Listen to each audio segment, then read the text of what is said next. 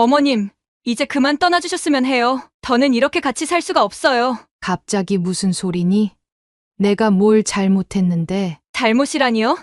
어머님이 계신 것 자체가 문제예요. 매달 나가는 약값에 병원비, 식비 다 어디서 나온다고 생각하세요? 민우야, 내 아내가 지금 뭐라는 거니? 내 어미한테. 어머니, 저희도 지금 너무 힘들어요. 회사 부도 위기고 빚쟁이들은 매일 독촉하고 솔직히 어머니까지 모실 여력이 안 돼요. 그러니까 지금 나보고 나가라는 거야? 내가 어디로 가란 말이냐? 평생 너 키우느라 바다에 뛰어들었던 이 어미가 이런 상황을 상상해 보신 적 있으신가요? 가슴이 미어지는 이야기지요. 평생을 바다에서 자식을 위해 물질했던 해녀가 노년에 자식에게 버림받는 이 충격적인 현실. 하지만 이것은 우리 주변에서 종종 일어나는 슬픈 현실이기도 합니다. 그날 이후 제 인생은 완전히 달라졌습니다. 노숙자가 되어 거리를 전전하던 저는 인생의 가장 밑바닥을 경험했지만 놀랍게도 그것이 제 인생의 터닝포인트가 되었습니다. 이 영상을 끝까지 보셔야 인생의 파도에 휩쓸려도 다시 일어설 수 있는 용기와 지혜를 배우게 될 것입니다.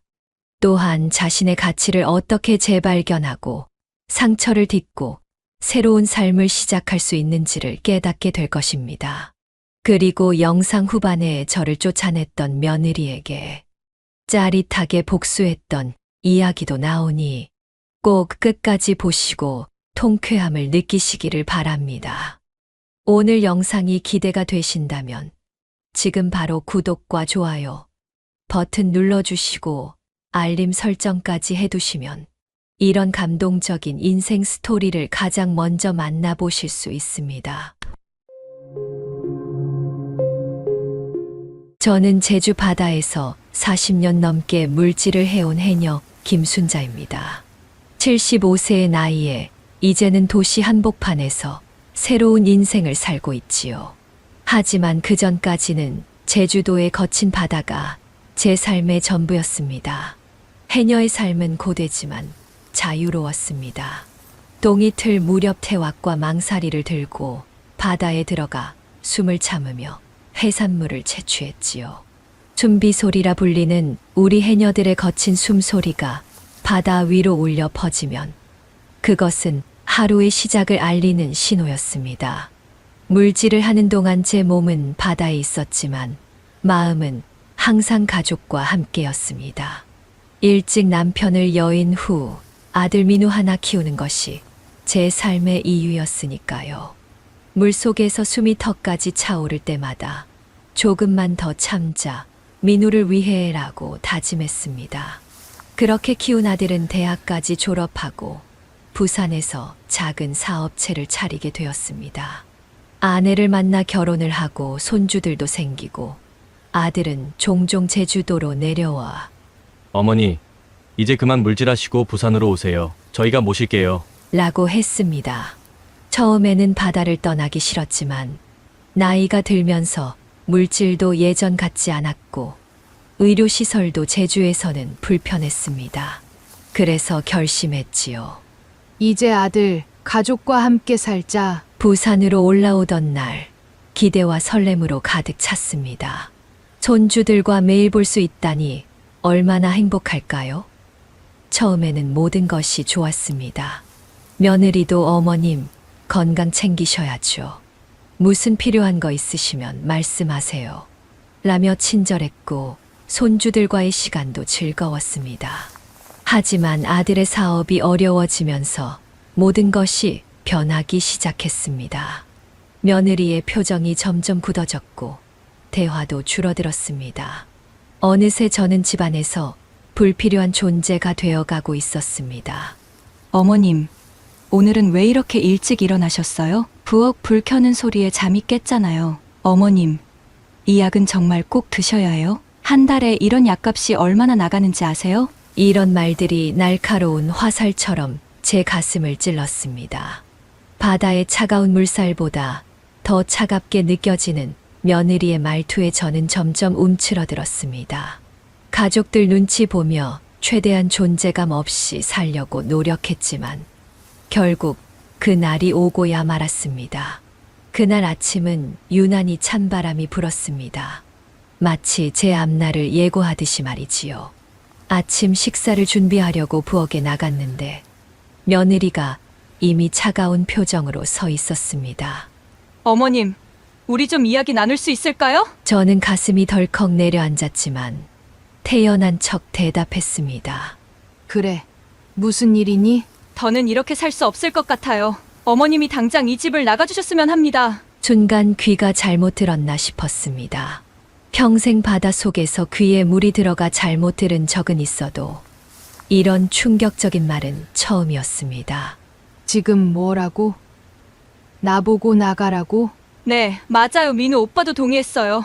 우리 지금 정말 힘들거든요. 빚도 많고 사업도 망하기 직전이고 어머님까지 부양할 여력이 없어요. 그때 아들이 거실에서 들어왔습니다.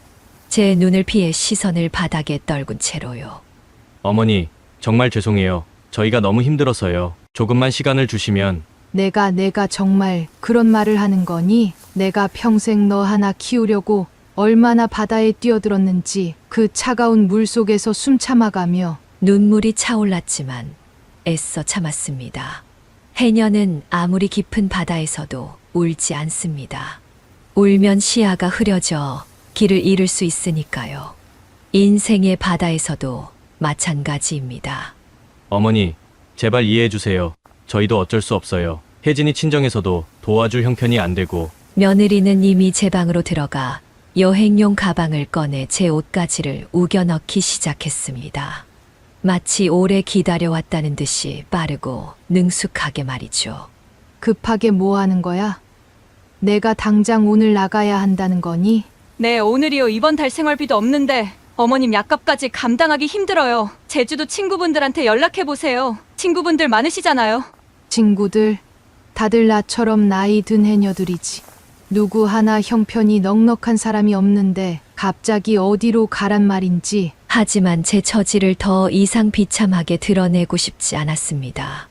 알았다. 내가 나갈게. 아들아, 넌 정말 이렇게 하는 게 맞다고 생각하니? 아들은 마지막까지 제 눈을 쳐다보지 못했습니다. 그저 죄송합니다라는 말만 반복할 뿐이었지요. 며느리는 작은 봉투를 내밀었습니다. 여기 생활비 조금 있어요. 다른 거 저 구하실 때까지만 쓰세요. 봉투를 받아들고 열어보니 5만 원짜리 2장이 전부였습니다. 40년 해녀 생활, 그리고 아들을 키운 값이 고작 10만 원이라니. 하지만 저는 그 돈마저 도로 내밀었습니다. 됐다. 내가 평생 바다에서 벌어먹고 살았는데 이제 와서 이런 돈 안 받아도 살 수 있다. 제 낡은 가방에 꼭 필요한 물건들만 챙겨 넣었습니다. 평생 모은 사진 한 장, 해녀복, 그리고 몇 벌의 옷까지. 손주들 방을 한번 들여다보고 싶었지만 학교에 간 후라 보지 못했습니다. 어쩌면 다행인지도 모릅니다. 이별의 순간을 아이들에게까지 보여주고 싶지는 않았으니까요. 현관문 앞에 서서 마지막으로 돌아봤습니다. 아들은 여전히 고개를 숙인 채 서 있었고 며느리는 이미 다른 일을 하는 듯 했습니다. 잘 있어라. 내가 없으니 이제 편하게 살겠네. 문을 열고 나왔을 때 바깥 공기가 유난히 차갑게 느껴졌습니다. 제주도의 거센 바람보다 더 매서운 도시의 바람이 제 얼굴을 때렸습니다. 가방 하나 들고 아파트 단지를 빠져나오는데 갑자기 어디로 가야 할지 막막했습니다. 바다에서는 길을 잃어도 파도 소리를 따라가면 육지를 찾을 수 있었는데 이 도시에서는 어디로 가야 할지 도무지 감이 잡히지 않았습니다. 처음으로 제주도가 그리워졌습니다. 바다, 숨비 소리, 거친 바위, 그 모든 것이 너무나 그리웠습니다. 하지만 돌아갈 수도 없었습니다. 제주도 집은 이미 팔았고 친구들도 다 나이가 들어 자기 자식들 집에 얹혀 사는 처지였으니까요. 일단 부산역으로 향했습니다. 사람이 많은 곳이니 어떻게든 하룻밤 지낼 곳을 찾을 수 있을 것 같았습니다. 부산역에 도착하니 해가 저물기 시작했습니다.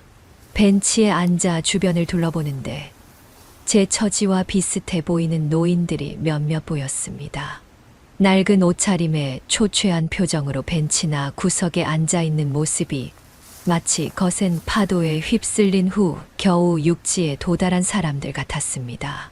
설마 나도 이렇게 되는 건 아니겠지. 하지만 그것은 시작에 불과했습니다. 밤이 깊어지자 영내 방송이 울려 퍼졌습니다. 역사 내 노숙행위는 금지되어 있습니다. 이용객 여러분의 협조 부탁드립니다. 영내 직원들이 돌아다니며 벤치에 누워있는 사람들을 깨우기 시작했습니다. 저도 어깨를 툭툭 치는 바람에 깜짝 놀라 일어났습니다. 할머니, 여기서 주무시면 안 됩니다. 밖으로 나가셔야 해요. 아, 네. 죄송합니다. 가방을 들고 밖으로 나왔는데 한밤중의 부산은 더욱 차갑고 무서웠습니다. 바닷속 깊은 물 아래보다 더 춥고 외로운 기분이었습니다. 역 주변을 서성이다가 구석진 곳을 찾아 몸을 웅크렸습니다. 그것이 제 인생 첫 노숙의 밤이었습니다. 75년을 살면서 한 번도 해보지 않은 경험이었지요. 평생 바다와 싸우며 살아온 제가 이제는 도시의 차가운 바닥과 싸워야 했습니다. 새벽이 되자 온몸이 뻣뻣하게 굳어 있었습니다. 바다에 들어갈 때도 이렇게 몸이 아픈 적은 없었습니다. 근처 공중 화장실을 찾아가 얼굴을 씻고 옷매무새를 가다듬었습니다. 거울 속 제 모습은 마치 다른 사람 같았습니다. 하루 만에 몇 년은 더 늙어 보였지요. 이대로는 안 되겠다.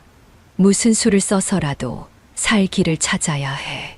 40년 해녀 생활이 가르쳐 준 것이 있다면 절대 포기하지 않는 끈기였습니다.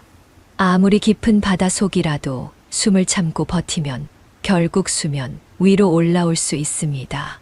이 도시의 바다도 마찬가지일 거라고 믿었습니다.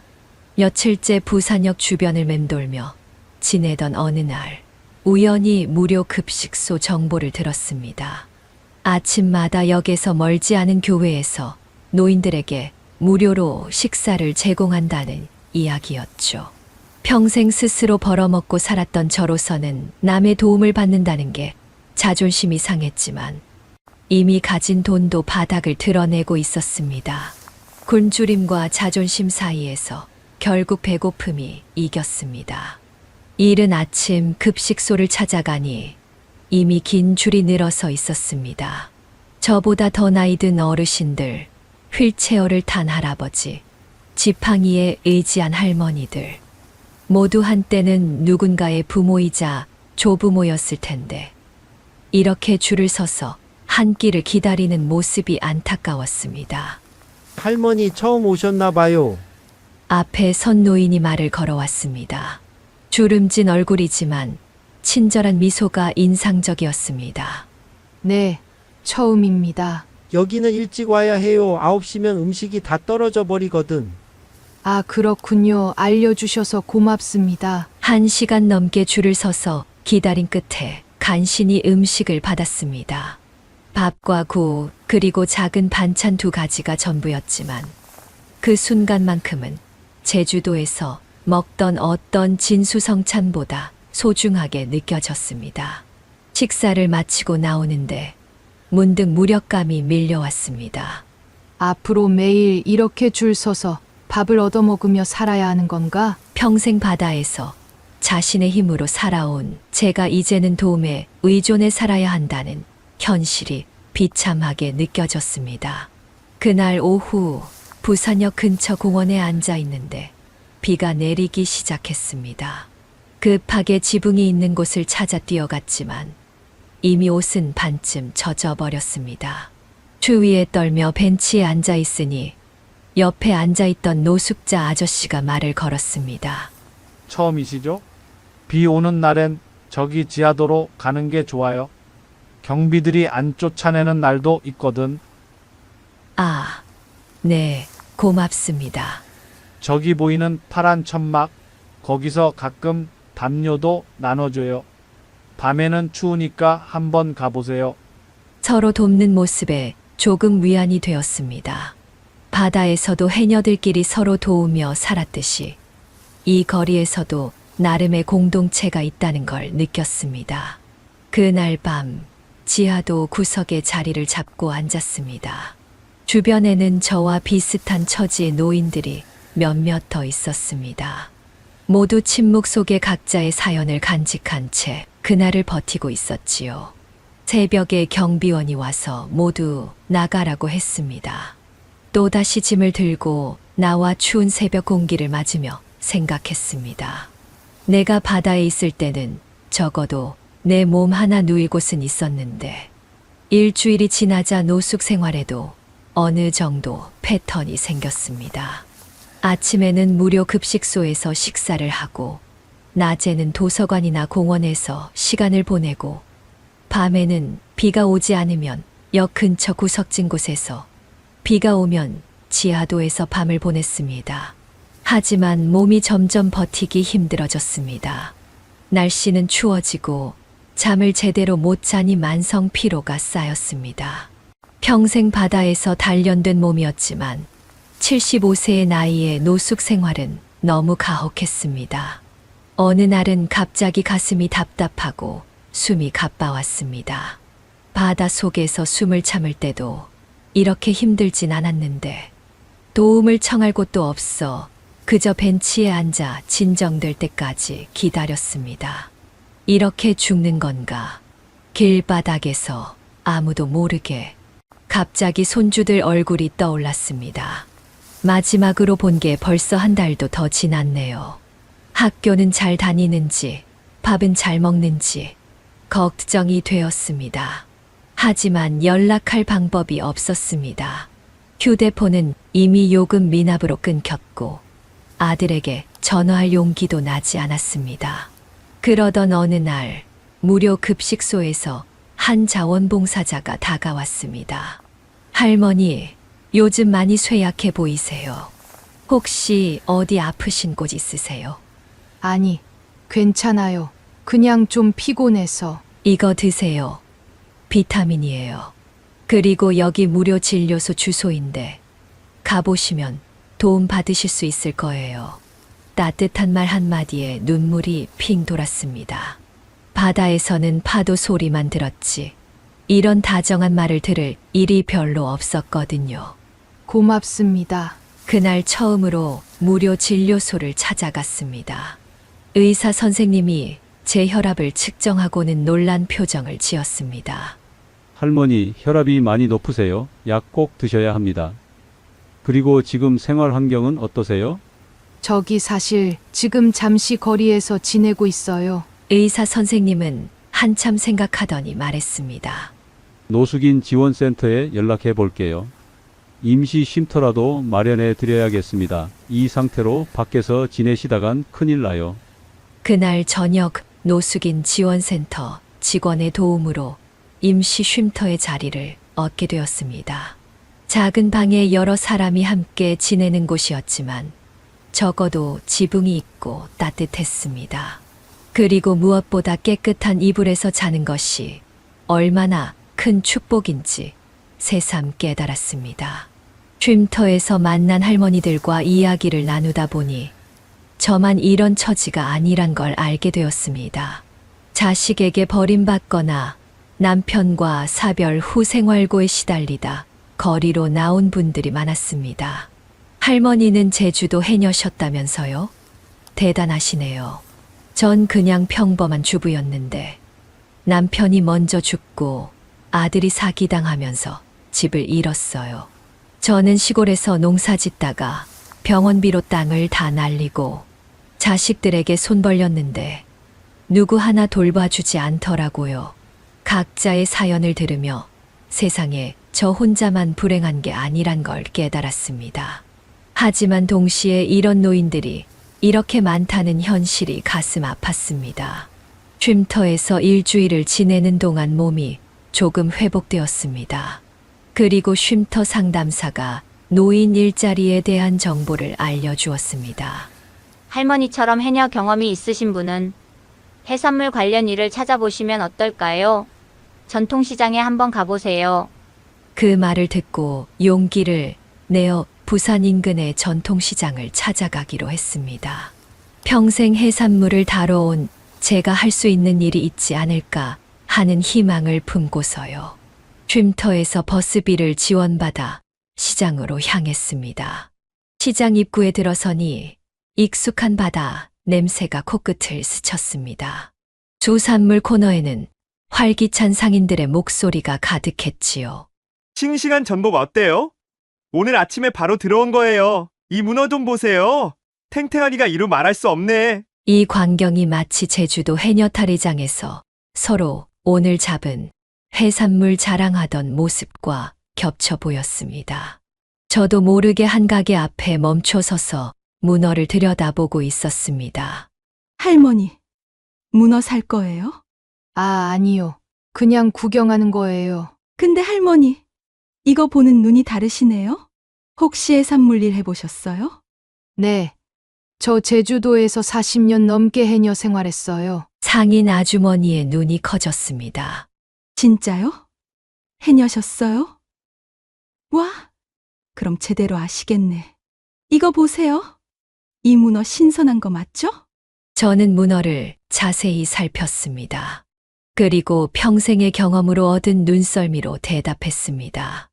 이건 조금 묵은 거예요. 바다에서 나온 지 하루는 지났을 거예요. 신선한 문어는 빨판색이 이것보다 선명하고 몸통에 탄력이 더 있어요. 상인 아주머니는 놀란 표정을 지었다가 곧 웃음을 터뜨렸습니다. 하, 맞아요. 우리 단골들도 몰랐는데 할머니는 한눈에 아시네. 진짜 해녀는 다르구나? 그 상인 아주머니가 갑자기 제 손을 잡았습니다. 할머니, 혹시 일자리 찾고 계세요? 우리 옆 가게 주인이 요즘 해산물 손질할 사람을 구하고 있거든요. 해녀 출신이면 딱 좋을 것 같은데. 순간 가슴이 두근거렸습니다. 평생 해산물을 다뤄온 제게 이보다 더 잘 맞는 일이 있을까요? 정말요? 그런데 제가 나이가 많아서. 나이가 중요한가요? 경험이 중요하지. 제주 해녀면 최고의 경력이잖아요. 잠시만요. 제가 소개해 드릴게요. 아주머니는 저를 데리고 옆 가게로 갔습니다. 바다향 해산물이라는 가게였는데 다양한 해산물이 진열대에 가득했습니다. 영자씨, 여기 대박 인물 데려왔어. 제주도 해녀 출신이시래? 가게 주인인 듯한 50대 여성이 뒤돌아봤습니다. 제가 인사를 드리자 그분은 저를 위아래로 살펴보더니 말했습니다. 해녀셨어요? 진짜요?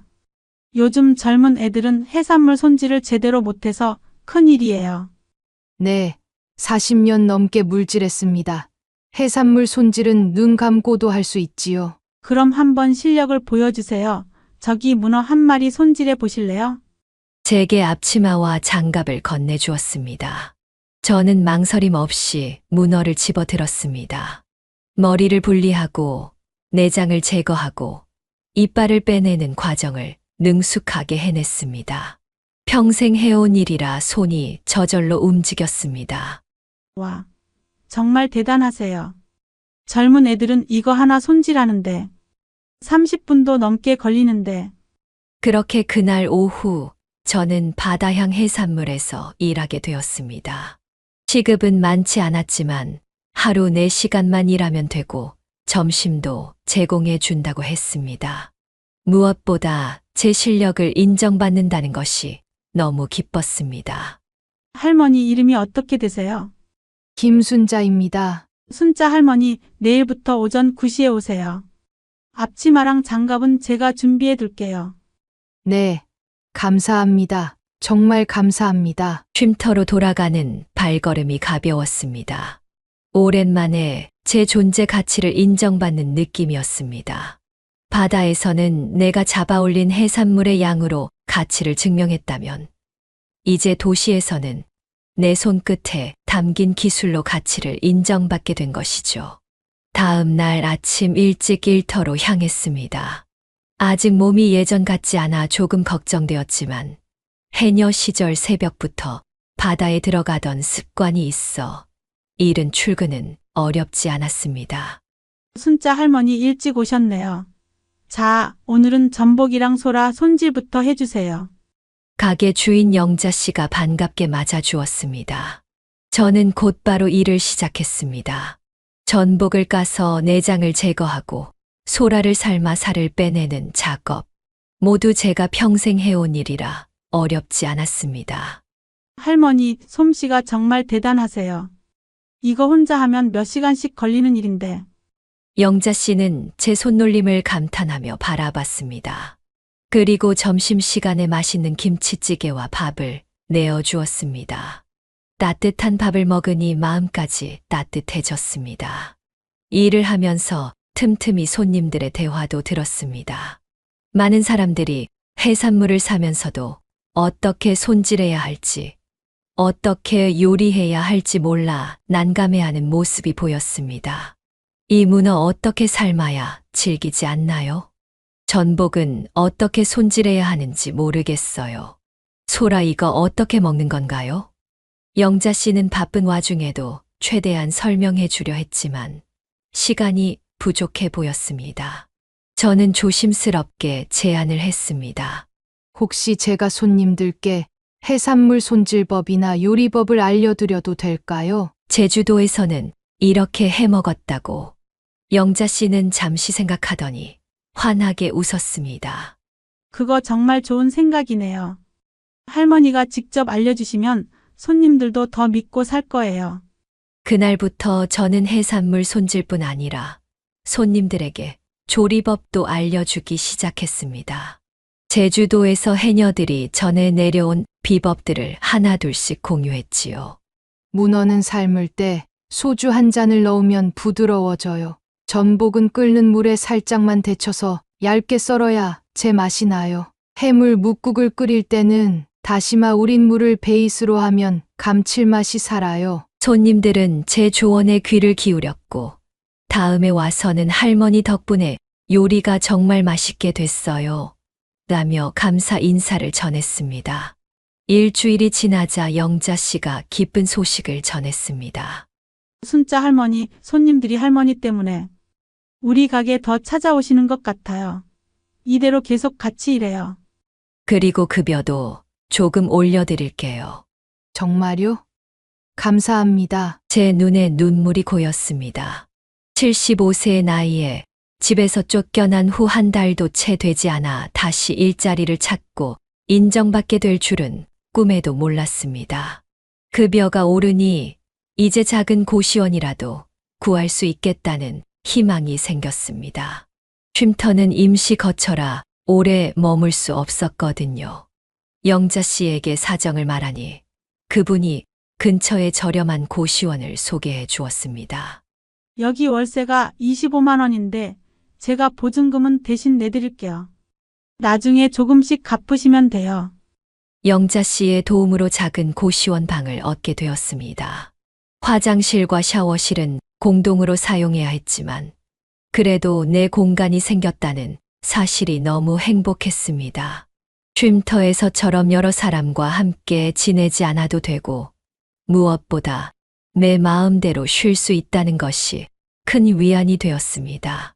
이제 아침에 일어나 시장으로 출근하고 오후에는 퇴근 후 고시원에서 쉬는 일상이 생겼습니다.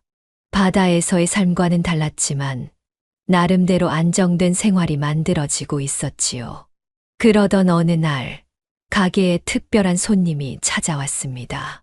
세련된 차림의 젊은 여성이었는데 여러 종류의 해산물을 구경하다가 제게 관심을 보였습니다. 할머니, 혹시 제주도 해녀세요? 네, 맞아요. 어떻게 아셨어요? 손길이 다르세요. 제가 다큐멘터리 작업을 해서 해녀 문화에 관심이 많거든요. 그 여성은 자신을 윤지수라고 소개했습니다. 30대 초반으로 보이는 그녀는 해산물 레스토랑을 운영하고 있다고 했습니다. 할머니, 혹시 시간 되시면 제 레스토랑에 한번 와보시겠어요? 해녀 출신의 조언을 듣고 싶어서요. 호기심에 이끌려 퇴근 후 지수 씨의 레스토랑 바다의 맛을 찾아갔습니다. 생각보다 고급스러운 분위기의 레스토랑이었습니다. 지수 씨는 반갑게 맞아주며 여러 해산물 요리를 대접했습니다. 할머니, 솔직히 평가해 주세요. 제주 해녀가 보기에 이 요리들이 정통 해산물 맛을 잘 살렸나요? 저는 하나하나 맛을 보며 솔직한 의견을 전했습니다. 이 전복죽은 정말 맛있네요. 하지만 소라 무침은 조금 아쉬워요. 제주도에서는 소라를 더 짧게 삶아서 식감을 살리거든요. 지수 씨는 진지하게 메모를 하며 제 말에 귀 기울였습니다. 그리고 대화를 나누는 중에 뜻밖의 제안을 했습니다. 할머니, 우리 레스토랑에서 일하시면 어떨까요? 지금 하시는 일보다 더 좋은 조건으로 모실게요. 해녀의 지식과 경험이 담긴 진짜 제주 해산물 요리를 선보이고 싶거든요. 갑작스러운 제안에 당황했습니다. 영자 씨 가게에서 일한 지 이제 한 달 남짓 되었고 고마움도 많이 느끼는 상황이었습니다.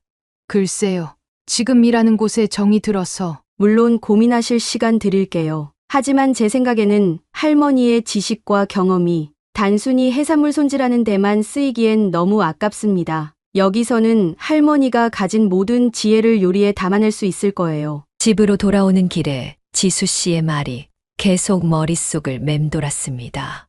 내 경험이 정말 그렇게 가치 있는 걸까? 평생 당연하게 여겼던 것들이 누군가에게는 특별한 지식이자 가치라는 사실이 새삼 놀라웠습니다.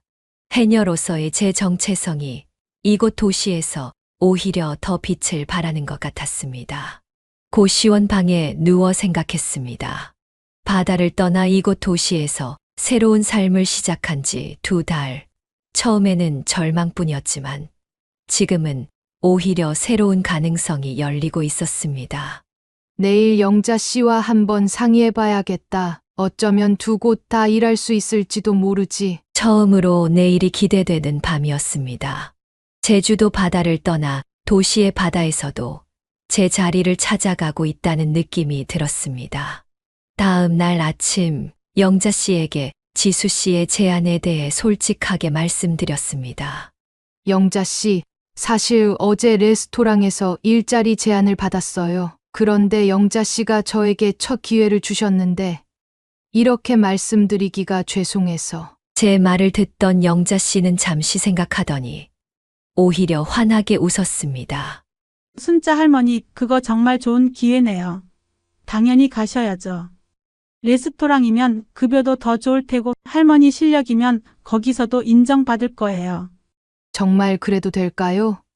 영자 씨가 저에게 베풀어 주신 은혜가 너무 커서. 은혜라뇨. 할머니 덕분에 우리 가게 장사도 더 잘 됐어요. 오히려 감사드려야 할 판인데요. 걱정 마시고 새 일자리 잡으세요. 물론 가끔 놀러 오셔야 해요. 영자 씨의 축복에 용기를 얻어 그날 오후 지수 씨에게 연락했습니다. 다음 날 바로 바다에 맞아 레스토랑에서 근무를 시작하게 되었습니다. 레스토랑은 해산물 가게와는 완전히 다른 분위기였습니다. 세련된 인테리어, 정갈한 그릇, 그리고 무엇보다 주방에서 일하는 젊은 요리사들이 있었습니다. 여러분, 이분은 제주도에서 40년 넘게 해녀로 일하신 김순자 할머니예요. 오늘부터 우리 레스토랑의 해산물 자문으로 함께 일하실 거예요. 자문이라는 단어가 제 귀에 새롭게 들렸습니다. 단순히 해산물을 손질하는 일이 아니라 제 지식과 경험을 공유하는 위치였습니다. 할머니, 처음에는 주방에서 요리사들에게 해산물 손질법과 맛의 비밀을 알려주세요. 그리고 나중에는 손님들과도 이야기를 나누며 진짜 해녀의 문화를 소개해 주시면 좋겠어요. 처음에는 긴장했지만 젊은 요리사들이 제 말에 귀 기울이는 모습에 점점 자신감이 생겼습니다. 바다에서 터득한 지혜들이 이렇게 귀하게 여겨질 줄은 몰랐습니다. 소라는 너무 오래 삶으면 질겨져요. 살짝만 데쳐서 바로 차가운 물에 담가야 해요. 문어는 머리를 분리할 때 이 부분을 조심해야 해요. 여기에 먹물 주머니가 있거든요. 전복은 칼을 이렇게 넣어서 살을 분리해야 상처 없이 깔끔하게 나와요. 요리사들은 제 손놀림을 유심히 지켜보며 메모까지 했습니다. 때로는 할머니, 그거 정말 대단한 기술이에요. 라며 감탄하기도 했고요. 한 달쯤 지났을 때 지수 씨가 새로운 제안을 했습니다. 순자 할머니, 레스토랑에 해녀의 테이블이라는 특별 코너를 만들려고 해요. 할머니가 직접 추천하고 레시피를 제공한 해산물 요리만 모아서 선보이는 코너예요. 어떠세요? 그렇게 시작된 해녀의 테이블은 손님들에게 큰 인기를 끌었습니다. 제주도 해녀들이 바다에서 채취한 해산물로 만든 전통 요리들, 그리고 해녀들의 일상을 담은 이야기가 함께 제공되었습니다. 이 해물 묵국은 해녀들이 물질을 마치고 몸을 따뜻하게 하기 위해 먹던 음식입니다. 전복 내장으로 만든 이 소스는 해녀들의 비밀 레시피로 체력 회복에 좋다고 알려져 있습니다. 손님들은 단순히 맛있는 음식을 먹는 것을 넘어 제주 해녀의 문화와 지혜를 경험하게 되었습니다. 그리고 저는 종종 주방에서 나와 손님들에게 해녀 이야기를 들려주었습니다.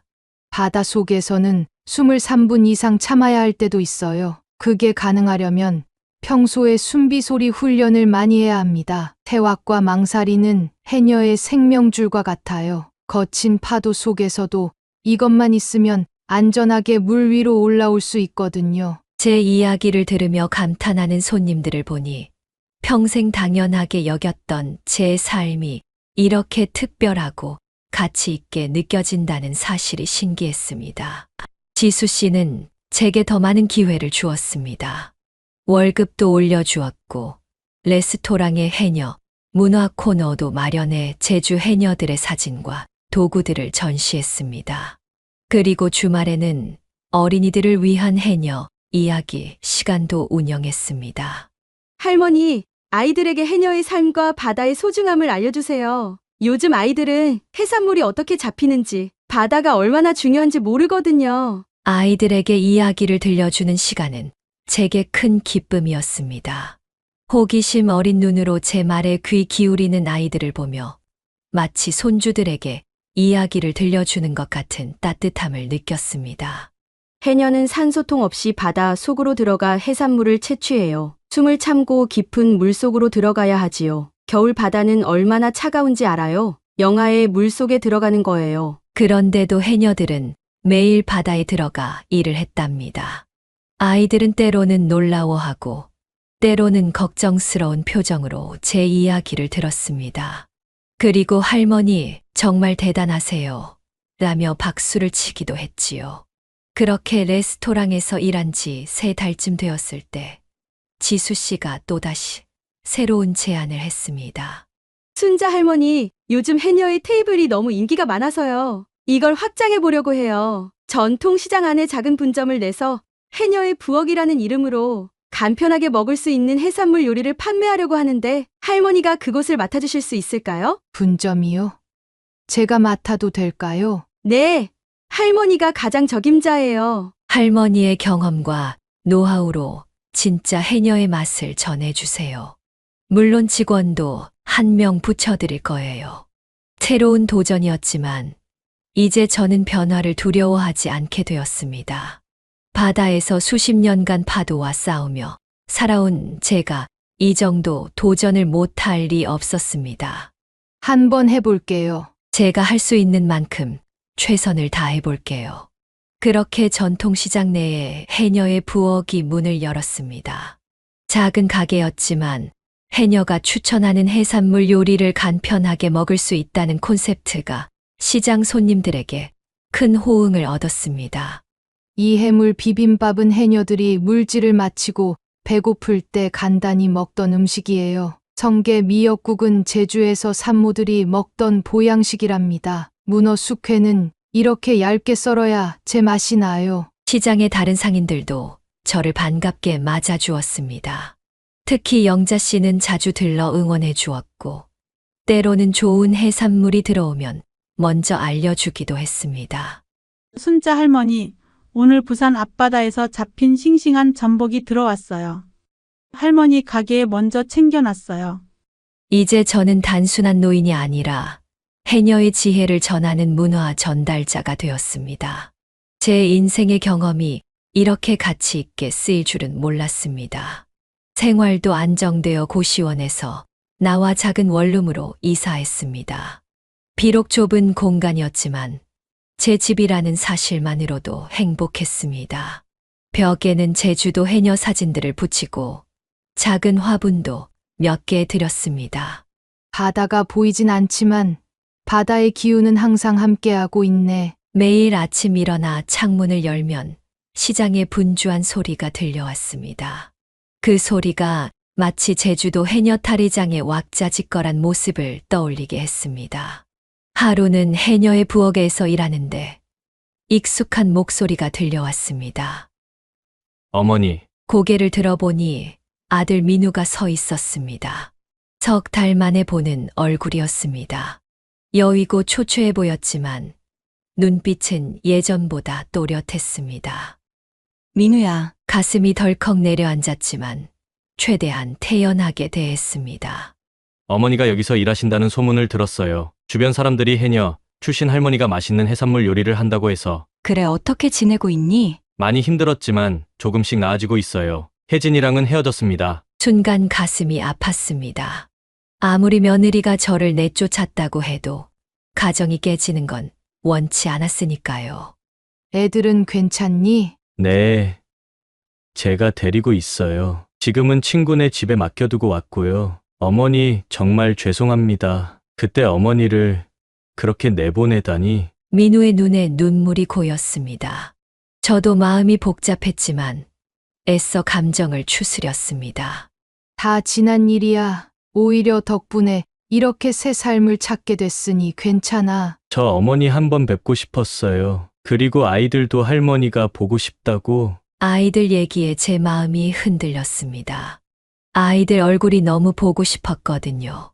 그래, 아이들도 데리고 와라. 할머니가 맛있는 것도 해줄게. 민우는 안도의 한숨을 내쉬며 고개를 끄덕였습니다.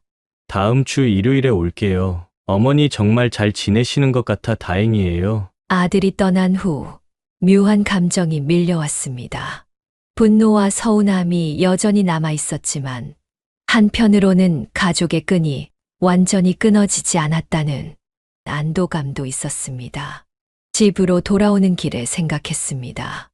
내가 정말 용서할 수 있을까? 다시 시작할 수 있을까? 하지만 해녀는 거친 파도 속에서도 앞으로 나아가는 법을 알고 있습니다. 때로는 깊은 물속으로 들어가야 할 때도 있고, 때로는 수면 위로 올라와 숨을 크게 들이마셔야 할 때도 있습니다. 이제 숨을 내쉬고 새로 들이마실 시간인가 보다. 창문을 열고 깊게 숨을 들이마셨습니다.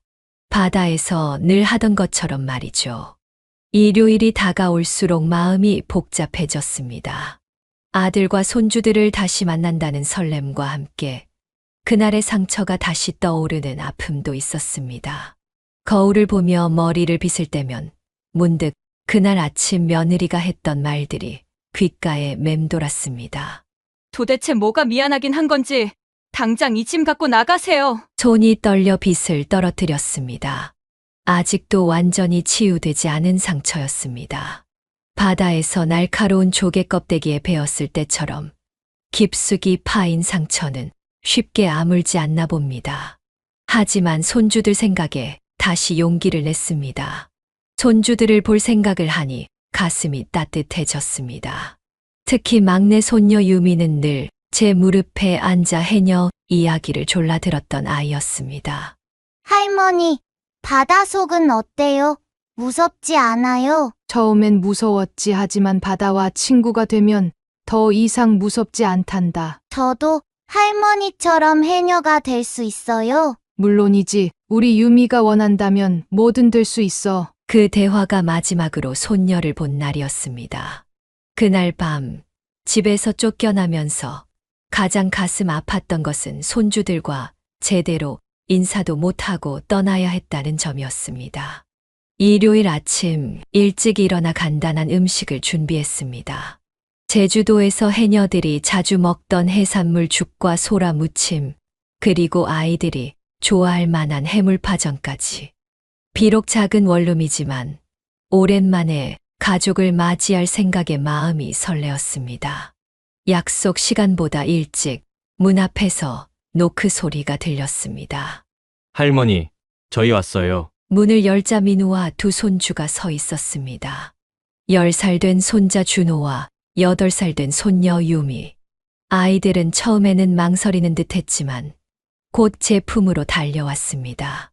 할머니, 보고 싶었어요. 유미가 제 허리를 꼭 안았습니다.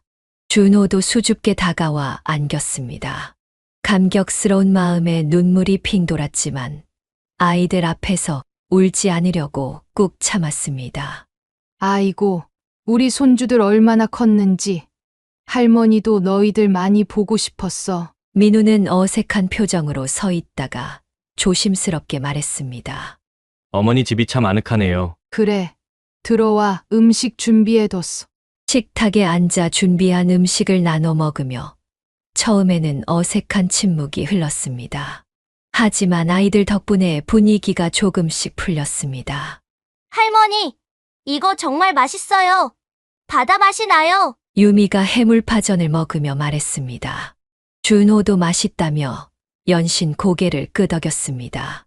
그래, 할머니가 바다에서 직접 잡은 것처럼 신선한 해산물로 만들었거든. 할머니는 진짜 바다에서 뭐 잡으러 들어갔었어요? 준호가 호기심 어린 눈으로 물었습니다. 그럼 할머니는 40년 넘게 해녀로 살았단다. 새벽에 일어나 바다에 들어가 전복, 소라, 해삼, 미역, 갖가지 해산물을 잡아왔지. 아이들은 환호성을 지르며 더 많은 이야기를 해달라고 졸랐습니다.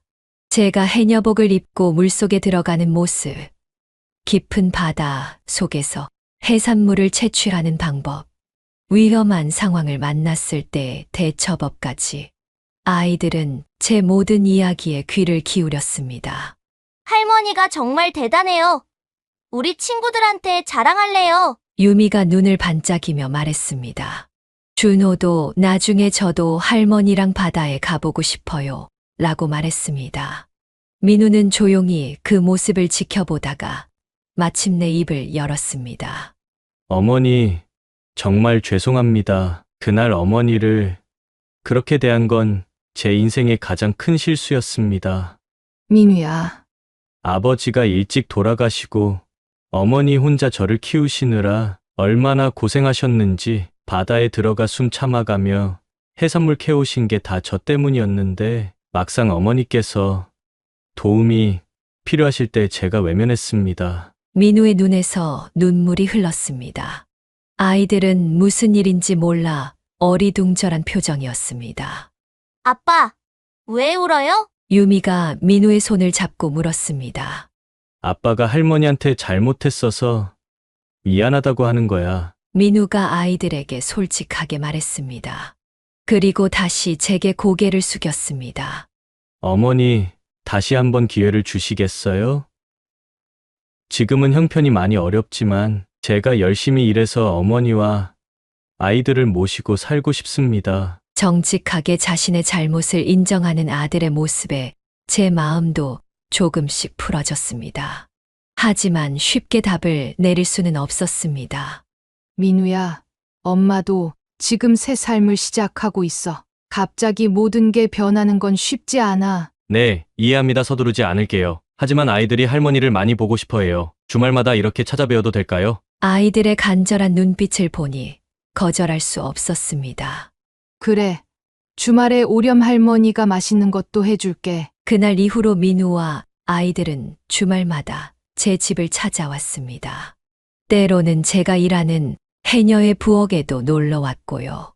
아이들은 제가 일하는 모습을 신기해하며 구경했고 손님들에게 우리 할머니는 진짜 해녀예요. 라고 자랑하기도 했습니다. 민우도 조금씩 변하고 있었습니다. 새로운 직장을 구해 열심히 일했고 아이들을 돌보는 모습도 책임감 있어 보였습니다. 무엇보다 더 이상 눈을 피하지 않고 당당하게 제 눈을 마주치는 모습이 달라졌습니다. 그러던 어느 날 지수 씨가 중요한 소식을 전했습니다. 순자 할머니, MBC에서 연락이 왔어요. 사라져가는 해녀 문화라는 다큐멘터리를 제작 중인데 할머니를 인터뷰하고 싶다고 해요. 텔레비전에요? 저 같은 사람이 뭘 할머니는 40년 넘게 해녀로 살다가 이렇게 도시에서 새 삶을 시작하신 특별한 분이잖아요. 할머니의 이야기가 많은 사람들에게 용기를 줄 거예요. 처음에는 망설였지만 아이들이 할머니가 텔레비전에 나온다며 신나게 응원해 주어 용기를 냈습니다. 다큐멘터리 촬영은 2주 동안 진행되었습니다. 제가 일하는 모습, 요리하는 모습, 그리고 해녀 시절의 이야기를 풀어내는 모습까지. 가장 감동적인 장면은 아이들에게 해녀 문화를 가르치는 모습이었습니다. 해녀에게 가장 중요한 건 숨비 소리예요.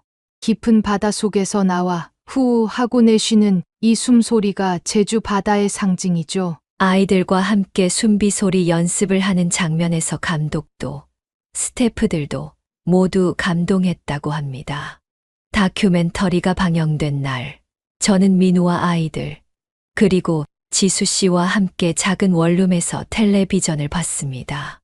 화면 속에 비친 제 모습이 처음에는 낯설었지만 보면 볼수록 자랑스러웠습니다.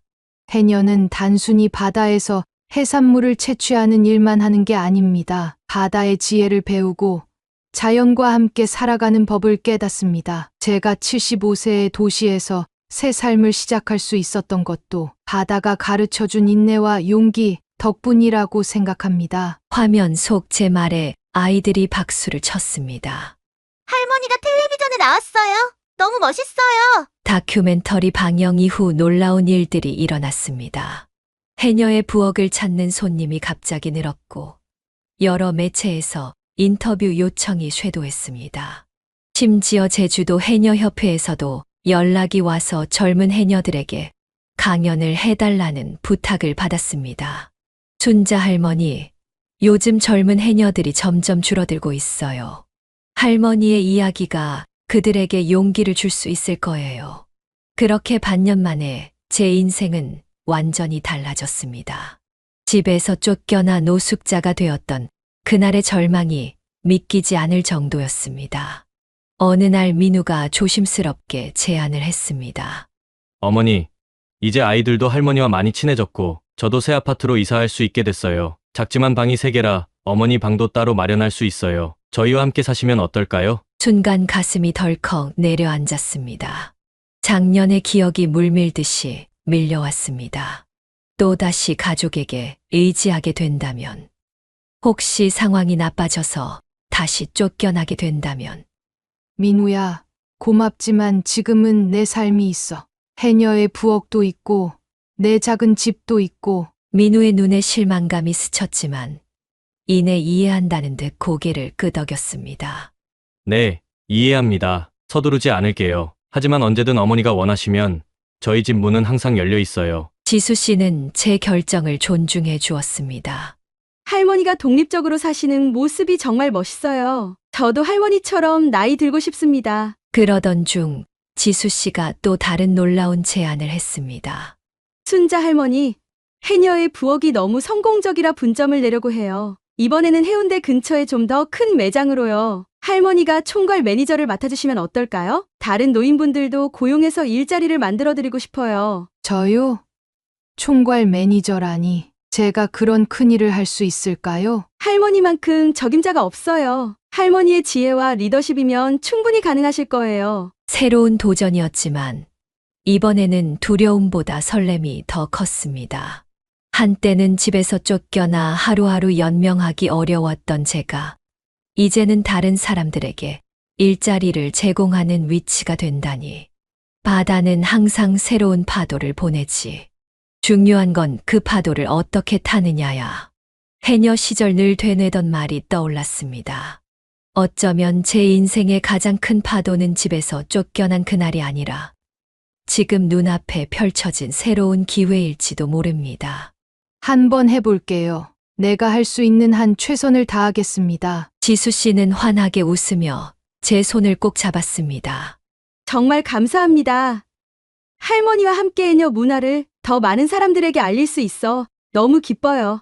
그날 밤 창가에 앉아 멀리 보이는 바다를 바라봤습니다.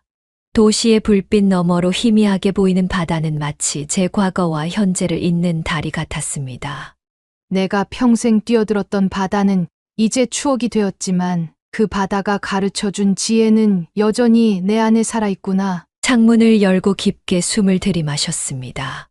마치 물 위로 올라와 첫 숨을 내쉬는 해녀처럼 말이지요. 새로운 파도를 맞이할 준비가 되었습니다. 해운대 근처에 문을 연 해녀의 부엌. 두 번째 지점은 예상보다 훨씬 큰 성공을 거두었습니다. 제주 해녀의 지혜가 담긴 해산물 요리는 관광객들 사이에서 필수 방문 코스가 되었고, 유명 맛집 블로그에도 여러 번 소개되었습니다. 제가 총괄 매니저로서 6명의 직원을 관리하게 되었는데, 그중 4명은 저처럼 어려운 상황에 처한 노인들이었습니다. 노숙 생활을 경험했던 이옥순 할머니, 남편과 사별 후 생활고를 겪던 박말순 할머니, 자식에게 버림받은 최정자 할머니, 그리고 탈북 후 정착의 어려움을 겪던 김순옥 할머니까지 모두 각자의 상처를 안고 있었지만 함께 일하며 서로에게 힘이 되어 주었습니다. 순자 선생님, 정말 감사해요. 이렇게 일할 수 있게 해주셔서. 정자 할머니가 퇴근 시간에 눈물을 글썽이며 제 손을 잡았습니다. 무슨 소리야? 정자 씨가 요리 솜씨가 좋아서 뽑은 거지. 그래도 이 나이에 새 삶을 시작할 수 있다는 게. 순자 선생님은 우리의 희망이에요. 그 말에 가슴이 뭉클했습니다. 한때는 저도 거리에서 내일을 기약할 수 없는 처지였는데, 이제는 다른 이들에게 희망이 되다니요. 인생이란 참 알 수 없는 것 같았습니다. 다큐멘터리 방영 이후 제 이야기에 감동한 시청자들이 해녀의 부엌을 찾아오기 시작했습니다. 어떤 분들은 먼 길을 달려와 제 손을 잡고 할머니 덕분에 용기를 얻었습니다 라고 말하기도 했습니다. 그날도 평소와 다름없이 가게에서 바쁘게 일하고 있었습니다. 주말이라 손님이 많아 모두 정신없이 움직이고 있었지요. 직원들과 함께 주방에서 요리를 마무리하고 있을 때였습니다. 손님, 죄송하지만 지금 예약이 다 찼어.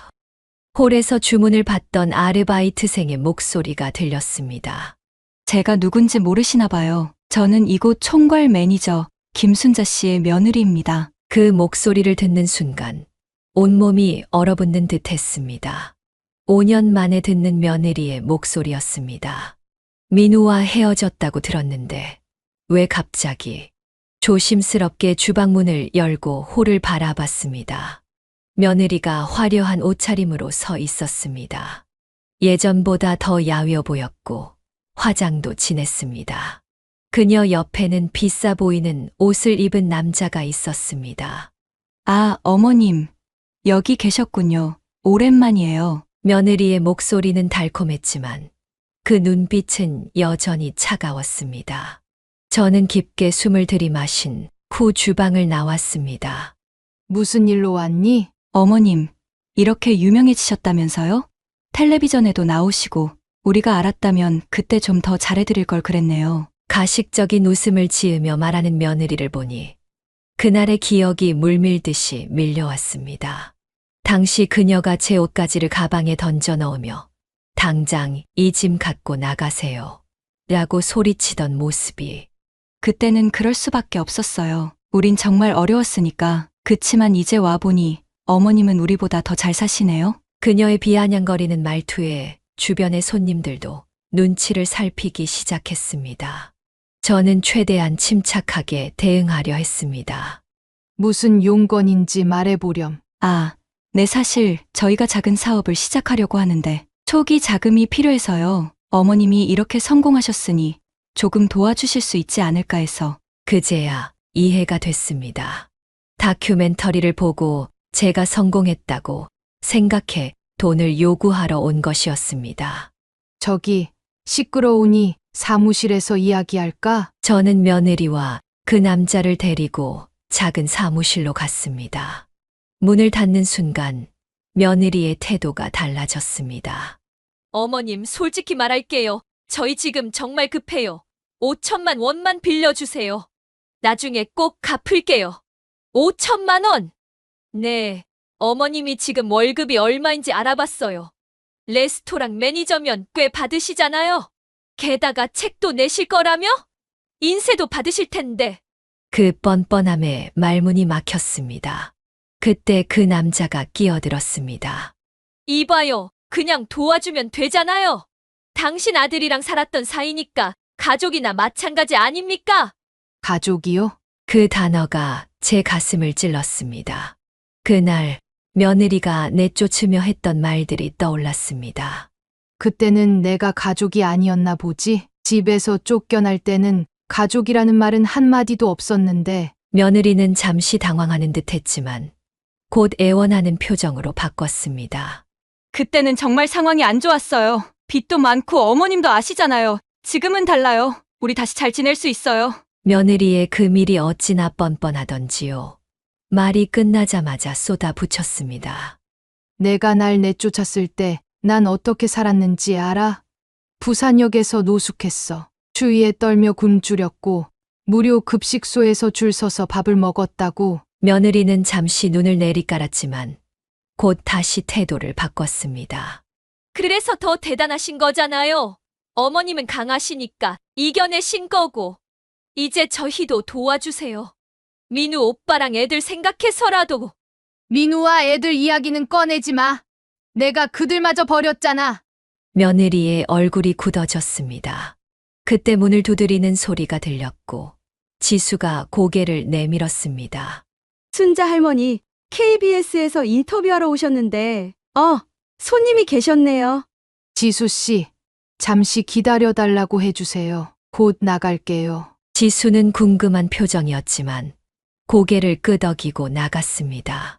며느리는 KBS라는 말에 눈을 빛내며 다시 달콤한 목소리로 변했습니다.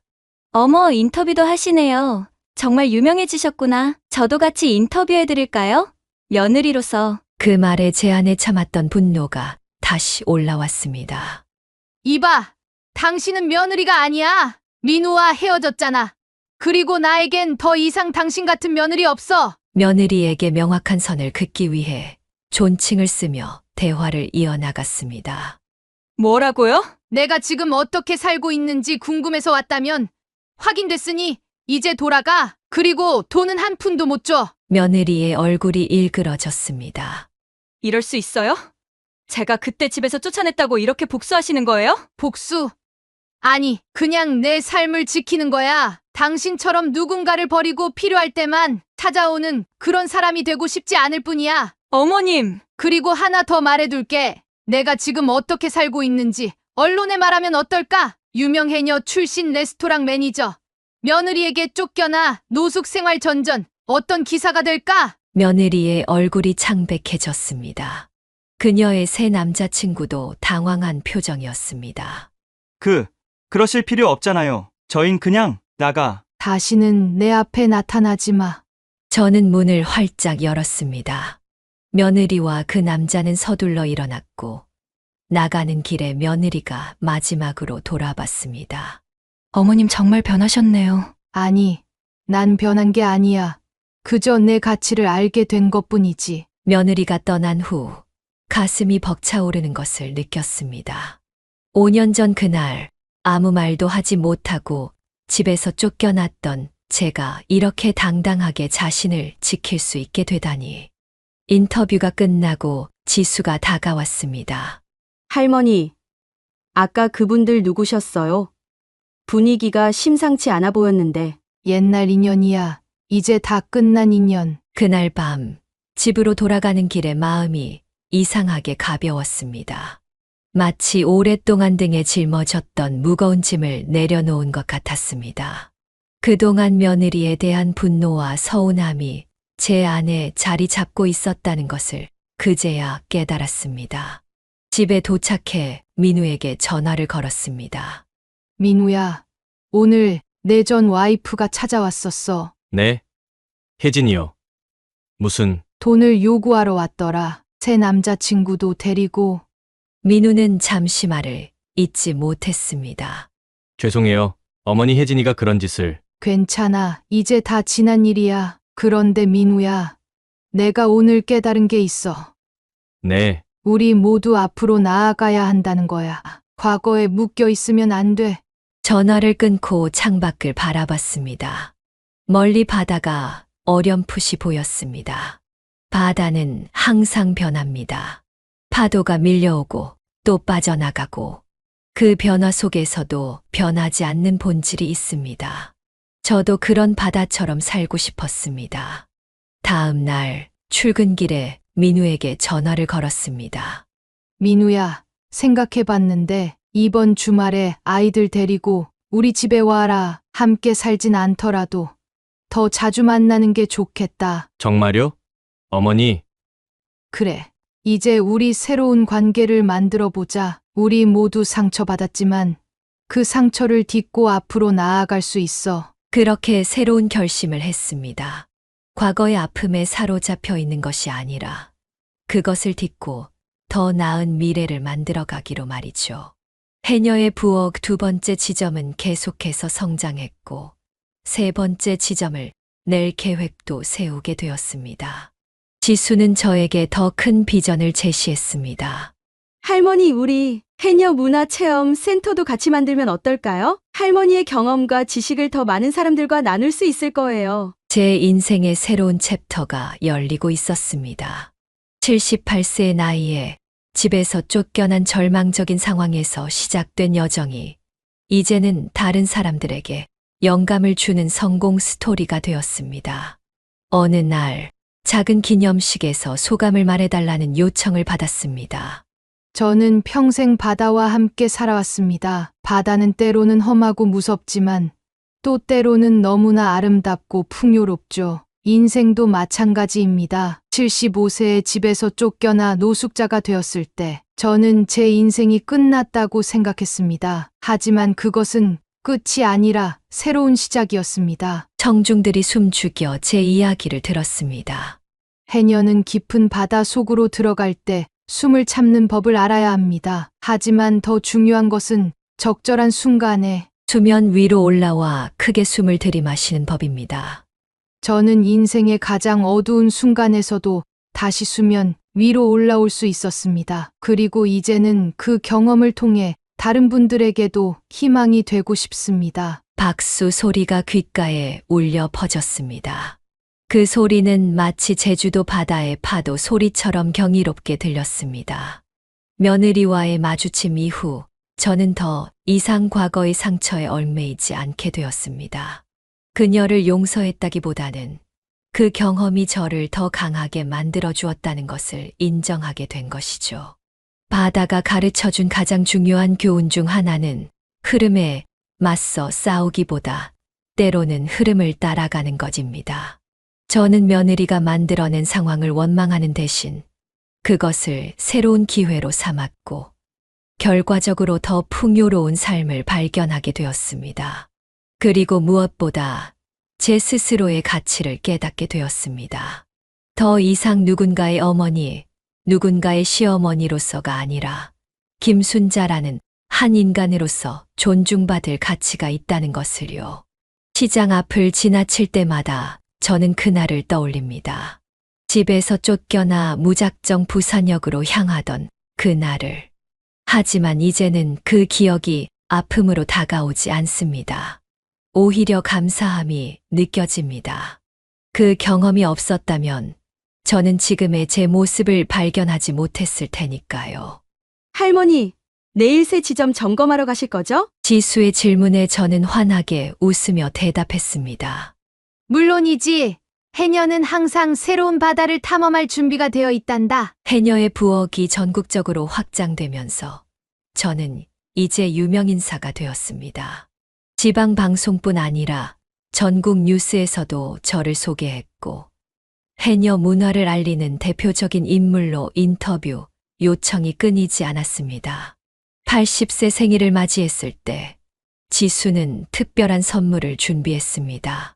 할머니, 제주도로 함께 가요. 할머니가 평생 살아오신 그 바다를 직접 보고 싶어요. 저는 기쁘게 수락했습니다. 제주도를 떠난 지 6년이 흘렀고 그곳의 바다가 간절히 그리웠거든요. 제주도에 도착하니 모든 것이 추억으로 다가왔습니다. 푸른 바다, 현무암 해안가, 그리고 해녀들의 숨비 소리. 마치 고향에 돌아온 듯한 편안함이 느껴졌습니다. 지수는 놀라운 계획을 알려주었습니다. 할머니, 사실 제주도에도 해녀의 부엌을 열려고 해요. 그리고 할머니의 경험과 지식을 담은 제주 해녀 학교도 함께요. 젊은 세대들에게 해녀 문화를 가르치는 공간으로 만들고 싶어요. 그 말에 가슴이 벅차올랐습니다. 제가 평생 몸담았던, 그리고 한때는 떠나야만 했던 바다로 다시 돌아와 새로운 역할을 맡게 된다니. 제주도에 머무는 동안 옛 동료 해녀들을 찾아갔습니다. 몇몇은 이미 세상을 떠났고, 남은 이들은 대부분 물질을 그만두고 있었습니다. 순자야, 네 정말 대단하다. 우리는 여기서 그냥 늙어가는데 니는 도시에 가서 새 인생을 살고 있으니. 옛 동료 해녀 춘자 할머니의 말에 저는 고개를 저었습니다. 아니야, 춘자야. 내가 할 수 있었던 건 전부 우리가 이 바다에서 배운 것들 덕분이야. 깊은 바다 속에서도 숨 참는 법, 파도가 거칠 때 견디는 법, 그게 나를 살렸어. 우리는 함께 웃으며 옛 이야기를 나눴습니다. 그리고 제가 열게 될 해녀 학교의 자문역으로 참여해달라고 부탁했지요. 그들의 지혜와 경험은 소중한 문화유산이니까요. 제주에서의 시간은 마치 인생의 원을 완성하는 것 같았습니다. 떠나야 했던 곳으로 성공자로 돌아와 이제는 그 지식과 경험을 다음 세대에게 전해줄 수 있게 되었으니까요. 서울로 돌아온 후 저는 놀라운 소식을 들었습니다. 해녀의 부엌과 제 이야기를 담은 책이 출판되어 베스트셀러가 되었고, 이를 바탕으로 한 다큐멘터리 영화도 제작 중이라는 것이었습니다. 할머니, 이제 정말 한국을 대표하는 해녀가 되셨어요. 지수가 신문을 들고 달려왔습니다. 일면에 제 사진과 함께 75세에 집에서 쫓겨난 해녀, 80세의 문화유산 계승자로 우뚝 서다라는 제목의 기사가 실려 있었습니다. 민우와 손주들도 제게 자랑스러움을 느끼며 더 자주 찾아왔습니다. 손주 유미는 해녀 학교에 첫 번째로 등록했고, 나도 할머니처럼 강인한 해녀가 될 거예요 라고 말했습니다. 그리고 제 81번째 생일에 문화재청에서 연락이 왔습니다.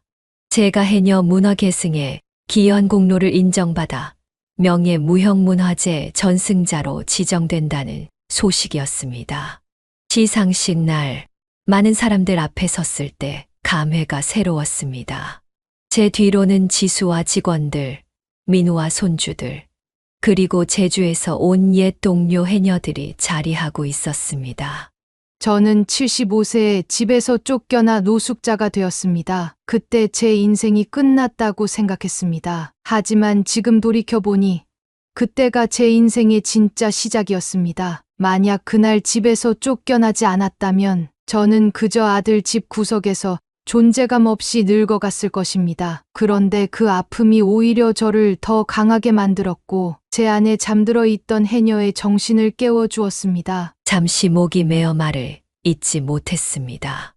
인생은 바다와 같습니다. 때로는 잔잔하고 때로는 거칠죠. 그 파도 속에서 숨을 참고 깊이 들어갔다가 다시 올라와 크게 숨을 들이마실 줄 알아야 합니다. 제가 80년을 살면서 깨달은 것이 있다면 인생에는 늦은 때가 없다는 것입니다. 바다는 항상 새로운 파도를 보내고 우리는 그 파도를 타고 새로운 곳으로 나아갈 수 있습니다. 그날 밤 작은 원룸에서 창밖의 별을 바라보며 생각했습니다. 바다에서 물질할 때면 수면 위에서 바라보던 하늘과 별이 떠올랐습니다. 똑같은 하늘인데 제 위치와 마음가짐에 따라 달리 보였지요. 삶도 그런 것 같다. 같은 상황이라도 우리가 어떻게 바라보느냐에 따라 절망이 될 수도 희망이 될 수도 있어. 지난 6년간의 여정이 주마등처럼 스쳐 지나갔습니다. 집에서 쫓겨나 부산역에서 노숙하던 날들, 무료 급식소에서 줄 서던 모습, 시장에서 우연히 해산물 가게에 취직하던 순간, 지수를 만나 해녀의 부엌을 시작하던 때, 그리고 며느리와의 재회에서 당당하게 자신을 지키던 그날까지.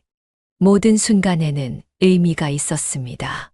심지어 가장 힘들었던 시간조차도 결국은 제가 더 강해지고 진정한 자신을 발견하는 과정이었으니까요. 81년의 인생에서 가장 큰 깨달음은 무엇이었을까요? 아마도 이것일 겁니다. 우리는 언제든지 다시 시작할 수 있다는 것. 나이가 들어도 상처받아도 버림받아도 우리 안에는 항상 새로운 시작을 위한 힘이 잠들어 있다는 것. 그리고 또 하나, 자신의 가치를 스스로 알아야 한다는 것. 다른 사람들이 내게 부여한 역할이나 가치가 아니라 내가 진정으로 누구인지, 내가 가진 경험과 지식이 얼마나 소중한지 깨닫는 것이 중요합니다. 제 이야기가 끝나가고 있습니다만, 혹시 지금 이 영상을 보고 계신 분들 중에 인생의 바닥에 있다고 느끼시는 분이 계시다면 제 말을 기억해 주세요. 그것은 끝이 아닌 새로운 시작일 수 있습니다. 지금 겪고 있는 아픔은 언젠가 당신을 더 강하게 만들어줄 것입니다. 나이가 많다고, 배운 게 없다고, 혹은 아무도 나를 도와주지 않는다고 포기하지 마세요. 인생은 정말 예측할 수 없는 것이니까요. 저처럼 75세에 집에서 쫓겨난 노인이 80세의 문화재 전승자가 될 수 있다면 여러분도 자신의 삶에서 놀라운 변화를 만들 수 있을 겁니다. 마지막으로 우리 모두에게는 내면의 해녀가 있다고 생각합니다. 깊은 물속에서도 숨을 참고 견디며 필요할 때 과감히 수면 위로 올라올 수 있는 용기와 지혜 말이죠. 그 내면의 해녀를 믿고 자신의 삶에서 새로운 바다를 찾아 나서 보세요. 제 이야기가 여러분에게 조금이나마 위로와 용기가 되었길 바랍니다. 삶이 때로는 힘들고 버겁더라도 결국 우리는 모두 자신만의 파도를 타고 앞으로 나아갈 수 있으니까요. 여러분도 제 이야기처럼 자신만의 놀라운 재기 스토리를 만들어 가시길 바랍니다.